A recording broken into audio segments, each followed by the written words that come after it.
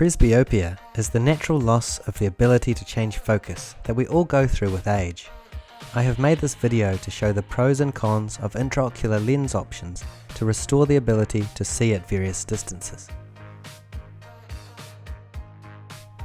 A young healthy eye with no refractive error can see far into the distance extremely clearly without the need for glasses. This distance vision is unaffected by presbyopia unless the eye is long-sighted. That same eye can also focus on objects in the intermediate distance and even extremely close objects fairly effortlessly.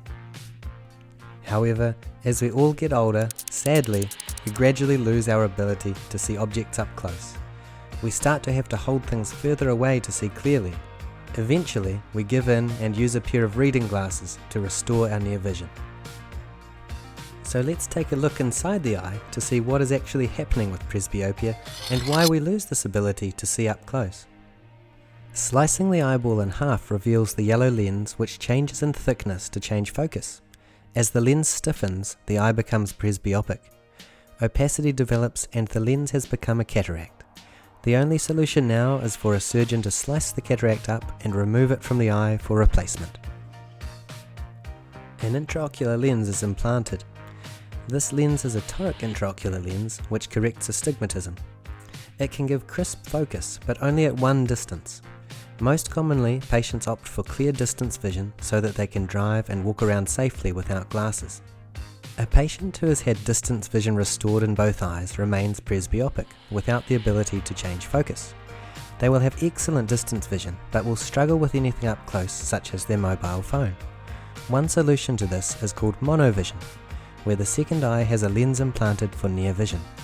This second eye can see clearly up close but is blurry for the distance. The brain is able to work out which eye to use for which task, and both near and distant objects will be clear when both eyes are open. One potential downside of monovision is that intermediate objects such as your computer screen can seem out of focus. Another option is an extended depth of focus or EDOF lens, which gives the ability to see over a wider range of distances. One lens could be used to see distance and intermediate tasks and could be teamed with another EDOF lens to give near and intermediate vision. This can give a good wide range of focus without the feeling of blur in between. The downside can be that most EDOF designs produce some glare and halos. If you are going to have such side effects, then I think you may as well have it all.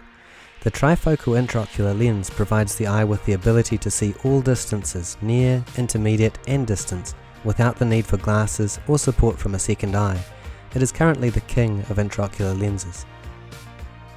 The trifocal lens corrects presbyopia not by changing shape, but by splitting incoming light into 3 focal points for near, intermediate and distance targets. This splitting of light does likely cause a slight decrease in the quality of vision, and initially can produce some glare and halos that decrease as the brain adapts to its newly restored vision. During the day, these side effects are minimal due to the size of the smaller pupil and brighter overall conditions. As night falls, the pupil expands in size and halos become more noticeable. This will be especially evident in very dark conditions. Most patients would agree that the trade-off of halos is worth it to be able to see everything at all distances again like when they were young. Presbyopia correction is not yet perfect. Each option of monovision, EDOF and trifocals have pros and cons. It is important to understand these options so that you can take this once-in-a-lifetime opportunity to have the vision you want. Thank you, and I hope this was helpful.